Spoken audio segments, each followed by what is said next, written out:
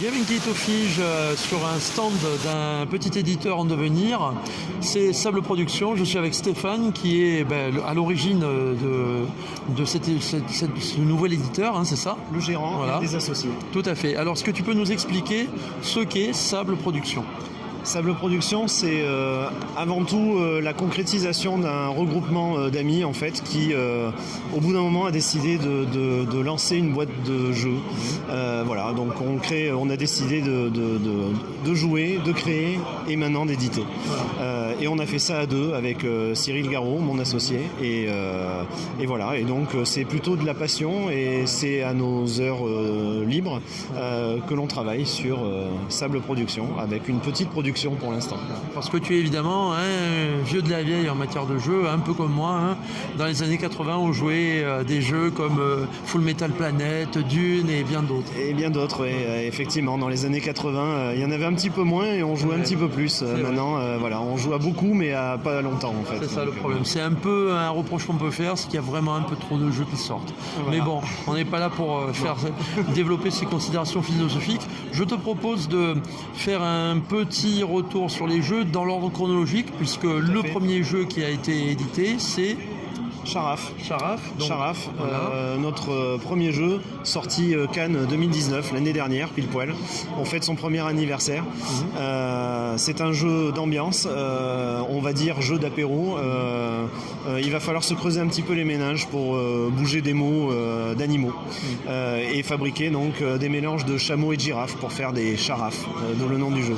Donc on combine en fait deux cartes et après on va mélanger une syllabe d'un mot, une syllabe d'un autre et faire trouver les deux syllabes manquantes des... Voilà, on fabrique des chimères avec l'assemblage du début du mot avec la fin de l'autre et on fabrique donc des charafes ou des gimots ou des croco-pillons par exemple, qui est un mélange de crocodile et de papillon, imaginons. Donc c'est un jeu un petit peu de rapidité, un jeu fun, un bon jeu d'apéro comme on dit. Hein. Alors pour jouer entre adultes, jeu d'apéro, sinon consommer avec modération, mais on peut jouer aussi avec des enfants et avec le troisième âge, c'est très bon pour tout le monde. Bon, dans les deux cas, ils prendront de la grenadine et ce sera parfait. Parfait, voilà.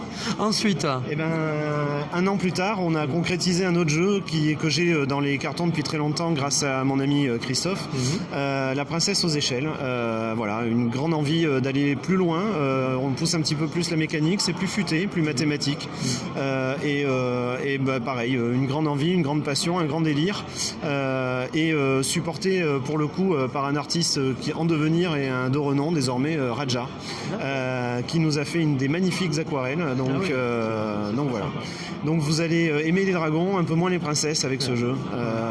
Voilà, il faut les sauver et elles en demandent beaucoup. Oui, elles sont un petit peu garces. Hein, certaines, voilà. Exigeantes en tout cas. Voilà, on n'ira pas plus loin parce que sinon on va se prendre tous les mythos dans la gueule. Voilà. Et enfin, le petit dernier qui est un projet en devenir. Alors le concept de base de Sable Production, c'était de sortir 3 jeux pour se faire une idée de comment on fabriquait un jeu, d'apprendre. Et on a appris à éditer des jeux de cartes, les 2 premiers. Et le troisième, il sera un petit peu plus compliqué. Ça sera un jeu de conquête, un jeu de conquête de territoire. Un jeu avec des conditions de victoire asymétriques. Enfin, c'est plein de paroles qu'on retrouve dans pas mal de jeux en ce moment. Mais celui-là, là aussi, ça fait très longtemps que je l'ai. Et tout comme avec Christophe, j'avais dit, si un jour on monte une société, on fera vos jeux. Et c'est fait. Donc l'auteur Charlie Couronneau et l'illustrateur Cyril Chi. Dans son nom de famille, je ne vais pas l'écorcher, donc je ne le dirai pas, mais il se reconnaîtra. Et merci à lui de ses magnifiques dessins. Voilà. Alors évidemment, il s'agit de Kiwiland. Hein. Le jeu s'appelle Kiwiland. Je ne l'ai pas noté, effectivement, Kiwiland, qui sera un jeu sur une base historique et on va vous parler de l'île nord de la Nouvelle-Zélande. Voilà. Donc on vous le teasera un petit peu après avec des vidéos et tout ça. Mais il y aura une bonne base historique et on va encore pester contre les Anglais. Pour une fois n'est pas coutume. Ils ont l'habitude. Hein.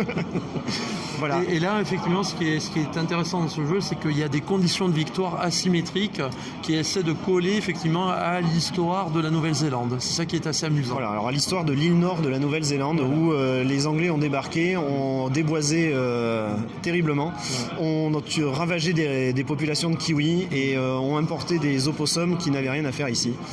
C'est les 3 principaux personnages personnages du jeu qui sont joués par les joueurs. Il y en aura un quatrième, le Maori, qui sera là pour tempérer tout ça et essayer de faire en sorte que cette île redevienne paradisiaque comme elle l'a été à une époque. D'accord.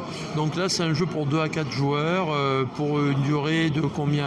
15 minutes par joueur, c'est ça? Oui, exactement, 15 minutes par joueur. Comme on joue à 3 en moyenne, donc c'est des parties de 45 minutes et donc c'est plus rapide à 2, c'est un petit peu plus long à 4. D'accord.